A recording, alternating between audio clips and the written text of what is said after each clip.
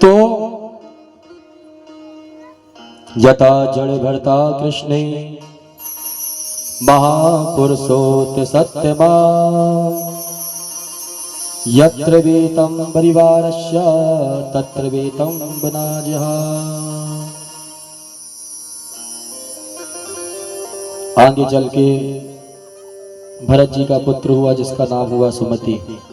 सब राजगद्दी उनको देकर के चल पड़े। जैसे ही जाने लगे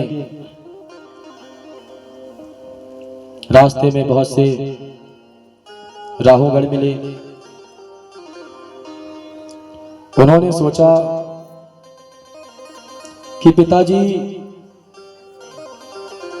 मैं बड़ा होऊंगा, मेरा यज्ञोपवीत संस्कार हो जाएगा, पिताजी जो है मुझे पूजन पाठ में भेजेंगे, कहेंगे कि भाई गांव गांव में जाके सत्यनारायण भगवान की कथा कराओ। इस चक्कर में कौन पड़े, चल पड़े। राजगद्दी सौंप दिया, वन की ओर निकलने लगे। रास्ते से कुछ राहुगढ़ जा रहे थे। उनका एक नियम था, जब भूमि पर चलते, रोड में जब चलते ना, तो यह देखते कि एक चींटी भी मेरे चरण के नीचे ना आ जाए, मुझसे ये पाप ना हो जाए, यह देखते हुए चलते थे। आगे चलने लगे। एक राहुगढ़ की यात्रा जा रही थी। राजा बैठा हुआ था सिंहासन में, 4 लोग पालकी पकड़े हुए थे। चलते चलते भरत जी जा रहे थे। लोगों ने कहा कि तनक थोड़ी देर पालकी पकड़ो। भरत जी जाकर के पालकी पकड़ लिए। चलते चलते जैसे ही उनके सामने छोटी सी चींटी आती तो पालकी पकड़े पकड़े थोड़ा इस तरफ होते, थोड़ा उस तरफ होते, तो जो राजा की थी पालकी हिल जाती। फिर थोड़ी दूर चलते, फिर रास्ते में कुछ आ जाता तो फिर पालकी हिल जाती। राजा कहने लगे, कौन मूर्ख व्यक्ति मेरी पालकी को पकड़ा है? कौन मूर्ख व्यक्ति है? क्या उसे पता नहीं कि राजा बैठा हुआ है? राजा को क्रोध आ गया। क्रोध के आवेश में आकर के राजा ने पालकी को रुकवा ली और उससे उतर के कहने लगे, रे क्यों मूर्ख, तुमको ये ज्ञात नहीं है कि राजा की पालकी कैसी पकड़ी जाती है? राजा ने ना जाने क्या क्या शब्द उसे भरत जी को कह दिए।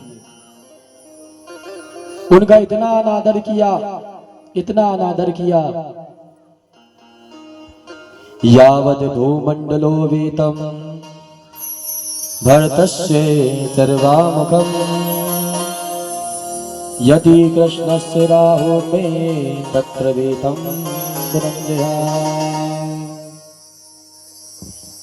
भरत जी कहने लगे कि भाई अभी मैं इनको बोलूंगा नहीं तो ये मुझे मूर्ख ही समझेंगे।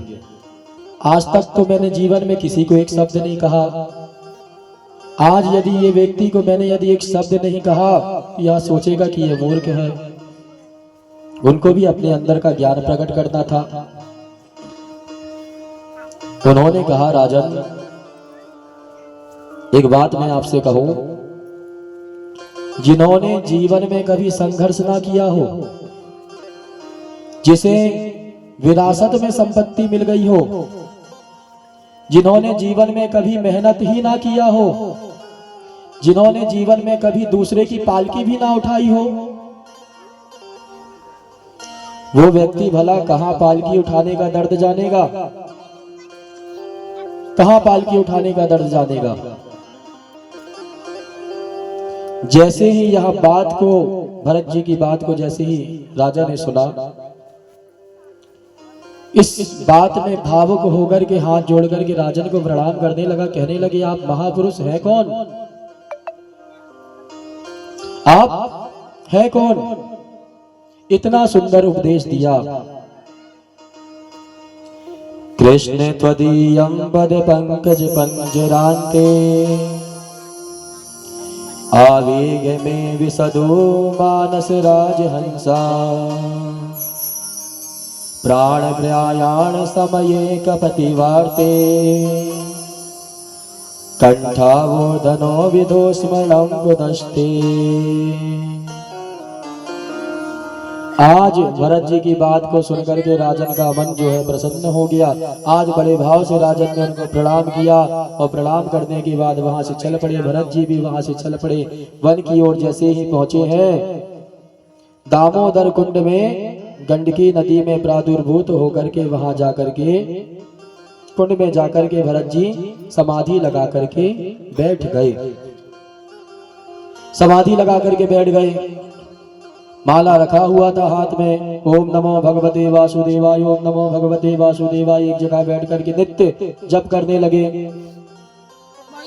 जप चल रहा था, बहुत समय व्यतीत हुआ। जैसे ही समय व्यतीत हुआ, एक हिरणी, गर्भवती हिरणी